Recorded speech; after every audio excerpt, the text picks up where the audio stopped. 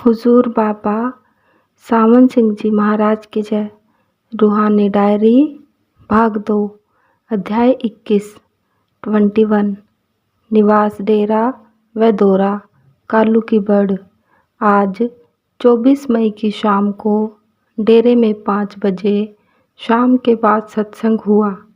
सुबह को एक भोग की रस्म अदा हुई। शाम के सत्संग में स्वामी जी की वाणी में से धाम अपने चलो भाई, पराए देश क्यों रहना, काम अपना करो जाई, पराए काम नहीं फंसना शब्द लिया गया। बहुत से लोग यह सुनकर हैरान होंगे कि इस संसार में हजारों में से कोई एक इंसान अपना काम करता है, बाकी सब पराया बोझ ढो रहे हैं, क्योंकि सारी दुनिया सारा वक्त या तो अपना शरीर या बाल बच्चों आदि का शरीर पालने के लिए सामान इकट्ठा करने में लगी हुई है या शरीर के भोगों में लगी है। शरीर अपना नहीं, अपनी रूह है। रूह का काम कोई महात्मा ही करता है। उसके बाद श्री गुरु ग्रंथ साहिब में से घर रहो रे मन मुग्ध याने लिया गया। मतलब यह है कि जब तक मन के ख्यालात को रोककर मन को खड़ा ना किया जाए, परमात्मा का मिलना कठिन है। 26 मई को मासिक सत्संग सुबह 7-8 बजे के दरमियान शुरू हुआ। पहले स्वामी जी की वाणी में से गुरु मैं गुनहगार अति भारी, काम क्रोध और छल चतुराई इन संग है मेरी यारी लिया गया, जिसमें स्वामी जी ने लोगों की आदतों व तबीयत में जो त्रुटियां हैं जो कि उनको परमात्मा के मिलाप से रोकती है, उनका वर्णन किया है। सच्चे जिज्ञासु को चाहिए कि उनको दूर करे। इसके बाद श्री गुरु ग्रंथ साहिब में से आसा महला पहला में से शब्द लिया गया।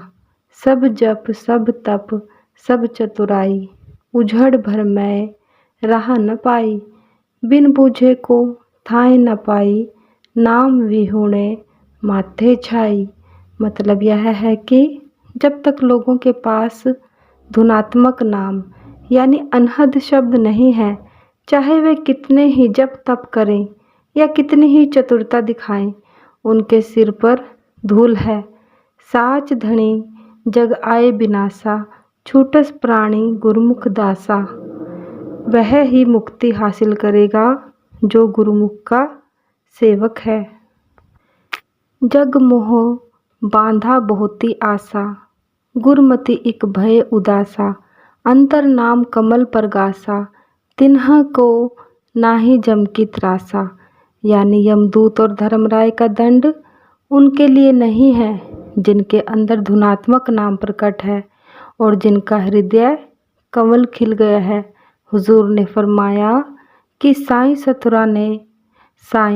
सुथरा ने एक मकान बनवाया और लोगों से पूछा कि यह मकान कैसे मजबूत होगा। उन्होंने कहा कि छत के नीचे खंबे लगाने से। चुनांचे मियाँ सुथरे ने सब कमरों में लकड़ी के खंबे लगाकर सारे कमरे भर दिए और खुद बाहर बैठ गया।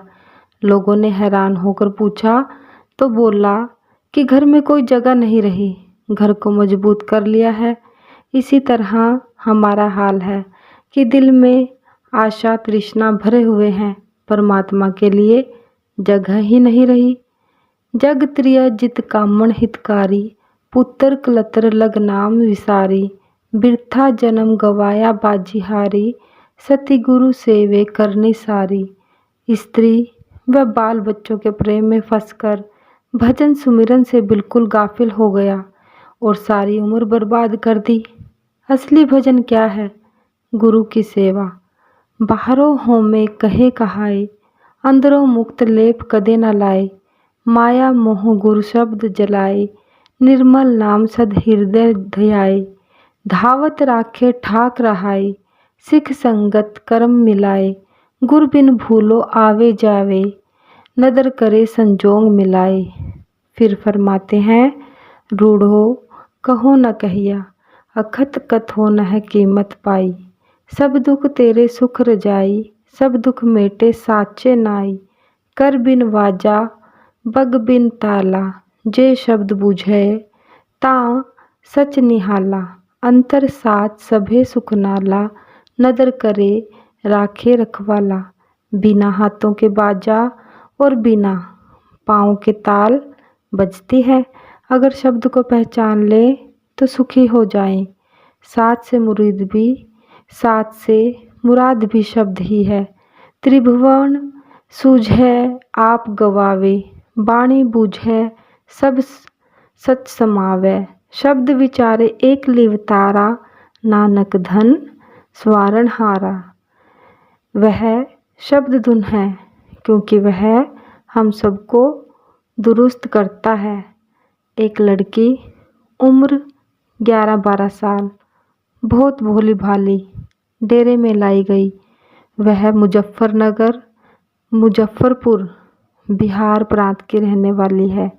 एक पड़ोसी मुसलमान रात को सिनेमा दिखाने के बहाने भगा कर ले आया।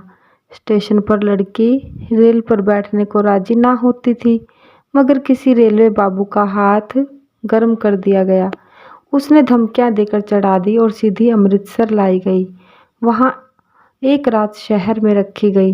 दूसरे दिन सिख और वह मुसलमान उसको अमृतसर से रेलवे ट्रेन में बैठाकर ले जा रहे थे और रास्ते में मानावाला रेलवे स्टेशन पर वे उतरना चाहते थे, मगर लड़की उतरना नहीं चाहती थी। पास ही एक बहादुर सत्संगिन बैठी थी। उसने उन सिखों को धमकाया तो वे भाग गए। वह लड़की को ब्यास स्टेशन पर उतारकर डेरे ले आई। लड़की के माँ बाप को तार व चिट्ठी भेजी गई कि आकर उसे ले जाएं। आज 29 मई को हुजूर महाराज जी के बड़े साहिबजादे की पोती की सगाई बरखुरदार गुरु दयाल सिंह साहिबजादा स्वर्गीय सरदार भगत सिंह के साथ शाम के 6 बजे की गई। हुजूर स्वयं कार में जालंधर तशरीफ ले गए। लड़के की माँ गुरु घर की लड़की लेने को मुश्किल से तैयार की गई। हम सब खुश हैं कि स्वर्गीय सरदार साहिब को तो अपने साहिबजादे की शादी का दिन देखना नसीब ना हुआ, मगर उनकी धर्मपत्नी और उनके बरखुरदार को यह अवसर देखने का मौका मिल गया। बहुत से सब जज व प्रतिष्ठित सज्जनों, अफसरों व वकील साहिबान व जमींदार साहिबान की मौजूदगी में लड़के के पल्ले में शगुन डाला गया। लड़की वालों की तरफ से 101 रुपया शगुन का पेश किया गया, मगर सिर्फ 1 रुपया लिया गया और सब खुशी खुशी विदा हुए। लड़के वालों की तरफ से लड्डू बांट गए। दौरा कालू की बड़। सत्संग से तीसरे दिन मंगलवार की सुबह को गोरखा कौम के एक दूल्हे व दुल्हन की शादी आनंद रीति से की गई। यह रस्म बहुत सादी, कम खर्च और बालान नशीन है और बहुत से लोग इसको पसंद करते हैं। इसमें ना तो रागियों का राग करवाया जाता है और ना उनको लेन देन का कष्ट ही होता है, ना किसी भाई को कुछ देना पड़ता है। सत्संग के पाठी दूल्हे व दुल्हन को आमने सामने फर्श पर बिठाकर श्री गुरु ग्रंथ साहिब में से लावों का शब्द हरि पहलड़ी लाओ प्रवृत्ति कर्म दृढ़ाया, आनंद भया मेरी माए सतगुरु मैं पाया पढ़ देते हैं और अरदासा सोच देते हैं। फिर यथाशक्ति कड़ाह प्रसाद बांट दिया जाता है। बस शादी हो गई, ना हिंग लगे ना फिटकड़ी। ऐसी शादियां गरीबों के इलाके में, बेहट के इलाके में और अब भोटा तहसील हमीरपुर व कालू की बड़ में, डोगरों पहाड़ी लोगों में और अब गोरखा लोगों में भी सादा व कम खर्च होने के कारण रिवाज पाती जा रही है। ब्राह्मण लोगों को चाहिए कि अगर वे प्राचीन रस्म व रिवाज कायम रखना चाहते हैं तो अपनी फीस व शादी खर्च कम कर दें। 1 जून को डेरे दोपहर 1 बजे की गर्मी और धूप में जालंधर शहर आकर न्यूयॉर्क को तार दिया, जिसमें 2829 रुपये खर्च हो गए। केवल 17 अक्षर थे। उस समय बड़ी गर्मी थी। वहाँ से चलकर माणको पहुँचे तो वहाँ की संगत को दर्शन देने के लिए 10 मिनट ठहरे। मालूम होता है कि पिछली रात तड़के जो बादल आए थे वे इस तरह बरसे, इसलिए माणकों से आगे हवा ठंडी लग रही थी। होशियारपुर में प्रोफेसर साहिब के यहाँ 10-11 मिनट ठहरे, क्योंकि वहाँ सारा आंगन और बरामदा संगत से भरा हुआ था। वहाँ से गगरेट आए, वहाँ भी संगत गगरेट से परे और जंगल से इधर मैदान में काफ़ी एकत्रित हो चुकी थी। वहाँ तक सब पहाड़ शुष्क सूखे मिट्टी के तोंदे से दिखाई देते हैं, किंतु वहाँ से आगे झबड़ी से परे सवां को गुजर कर जब चिंतपूर्णी के पहाड़ों की चढ़ाई प्रारंभ होती है तो सब पहाड़ हरे भरे हैं और हवा में ठंडक बढ़ती जाती है। जब हम 6 बजे कालूकीबड़ पहुँचे तो काफ़ी हवा और ठंडी थी। कोट पहनना पड़ा, रात को अंदर सोना होगा। कालूकीबड़ की इमारत में काफ़ी उन्नति हो गई है। हमारे कमरों के पूर्व की ओर पक्का डंगा लगाकर एक बड़ा चौड़ा मैदान बना दिया गया है और लंगर पकाने के लिए छता हुआ बरामदा बना दिया गया है। सत्संगियों के क्वार्टर आगे से दुगने लंबे कर दिए हैं और उनके आगे बरामदा बना दिया गया है। 2 जून की शाम को स्वामी जी की वाणी में से कार्तिक का महीना कमलों यानी जो इंसानी शरीर में रूहानियत के 12 केंद्र हैं उनका हाल वर्णन करने के लिए पढ़ा गया। इसके बाद तुलसी साहिब की घट रामायण में से प्रथम बंदो सतगुरु स्वामी लिया गया। जो कुछ करी हैं सोई संता, संत बिना नहीं पावे पंथा इत्यादि लिए गए। जो आरती सनातन धर्म में पंडित श्रद्धा राम फिलोरी ने बनाई है उसमें भी यही आता है, श्रद्धा भक्ति बढ़ाओ संतन की सेवा। किंतु लोग कपड़े रंगे हुए भेकी साधुओं को संत ख्याल कर लेते हैं, जो कि बिल्कुल गलत है। संत वह है जो जीते जी अपनी रूह को एकाग्र करके मुकामे हक यानी सतलोक में ले गया। 2 जून की सुबह 8 बजे के करीब हम अपने विश्राम स्थान के उत्तर व पूरब में जहाँ 2 पीपल के पेड़ हैं उधर गए। उधर सत्संग की ज़मीन है और वहाँ हुजूर आबादी करना चाहते हैं और सारी रौनक उस ओर करना चाहते हैं। धर्मसाल महंता का एक बूढ़ा व कुबड़ा सत्संगी इसी बीच में लड़खड़ाता हुआ आंखें बंद किए उस जगह जहाँ पीपलों के पास हुजूर कुर्सी पर विराजमान थे आया, आंखें बंद और शरीर कांपता हुआ। हुजूर को बार बार जमीन पर सिर रखकर माथा टेकता रहा। उसके 2 वर्ष पूर्व नाम मिला था। कहने लगा, मेरी रूह बाहर आना नहीं चाहती। प्रत्येक समय सतगुरु के दर्शन होते हैं और अंदर घंटे की आवाज़ सुनाई देती है। अगर मेरे शरीर को काट भी डालें तो मुझे मालूम नहीं पड़ता।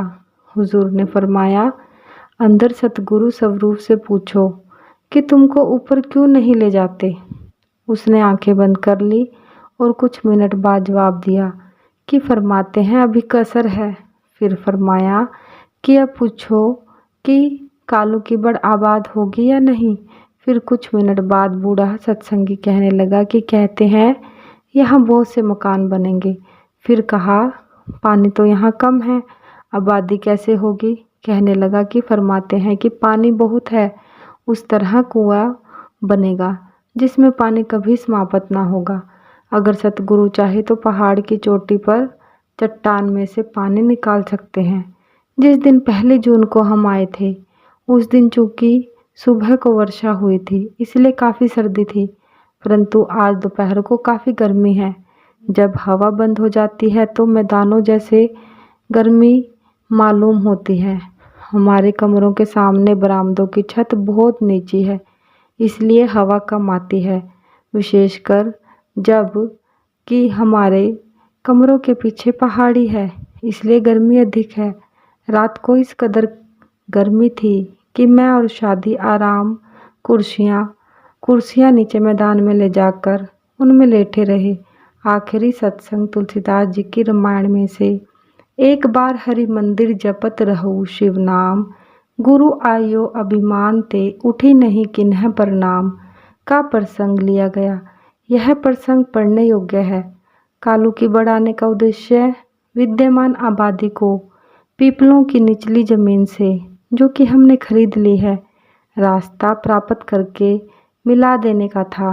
बड़े प्रयास से रास्ते के लिए भेड़ के ब्राह्मणों से जमीन खरीदी गई और 4 जून 1946 को कड़ी धूप में शाम के 4 बजे से हुजूर महाराज जी स्वयं धूप में 6 बजे तक खड़े रहकर इसी रास्ते में से महेंद्रों के पीछे उखड़वा कर महेंद्रों के पौधे उखड़वा कर रास्ता बनवाते रहे।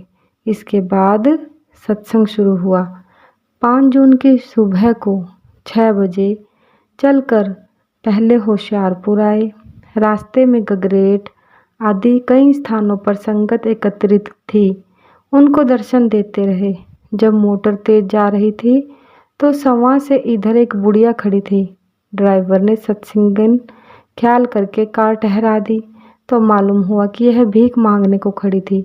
उसको कुछ दूर कुछ देखकर जब आगे रवाना हुए तो हुजूर ने यह श्लोक पढ़ा, मैं जानिया वंड हस है ताम मैं कित्ता संग, जे जाना बग बबड़ा जन्म न भेड़ी अंग।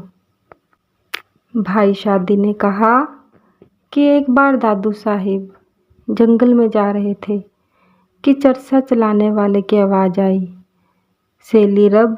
इस पर दादू जी ने यह श्लोक पढ़ा, दादू दुनिया बावरी कहे चाम को राम, पूंछ मरोड़े बैल की काढ़े अपना काम। होशियारपुर में 5-7 मिनट देकर रास्ते में शेखुपुरा गांव के नज़दीक कार ठहराई, क्योंकि मैं और शादिल सड़क के किनारे पर बैठे हुए सब्जी बेचने वालों से खरबूजे खरीदना चाहते थे। सुना था कि वहाँ के खरबूजे मीठे होते हैं। वहाँ हमने काफ़ी खरबूजे खरीदकर कार में रख लिए और जालंधर सरदार भगत सिंह की कोठी पर 1-2 मिनट ठहरकर डेरे दोपहर के 12 बजे से पहले आ गए। गर्मी काफ़ी थी, धूप तेज़ थी। रास्ते में डलहौजी का प्रोग्राम बनाते रहे। मेरा और शादी का विचार था कि डेरे में 2 रात 5-6 जून रुक कर 7 जून की सुबह डलहौजी रवाना हो, मगर महाराज जी ने ना माना। 5 जून को बहुत सख्त गर्मी थी, क्योंकि आकाश पर पूर्वी हवा चलने के कारण धूल छाई हुई थी, जिससे काफ़ी गर्मी हो गई थी। आते ही इस कदर काम था कि रात के 11 बज गए। हुजूर भी काम से थक गए, मगर डलहौजी जाने का विचार ना छोड़ा। हुजूर की सफलता का रहस्य कठिन परिश्रम है। अपने शरीर के लिए ना तो धूप देखते हैं, ना गर्मी और ना आराम। रात के 12 बजे सोते हैं और सुबह को 6 बजे फिर तैयार हो जाते हैं। सतगुरु महाराज की जय। सच्चे पातशाह तेरा ही आसरा, सच्चे पातशाह तेरा ही आसरा। जय गुरुदेव, जय गुरुदेव।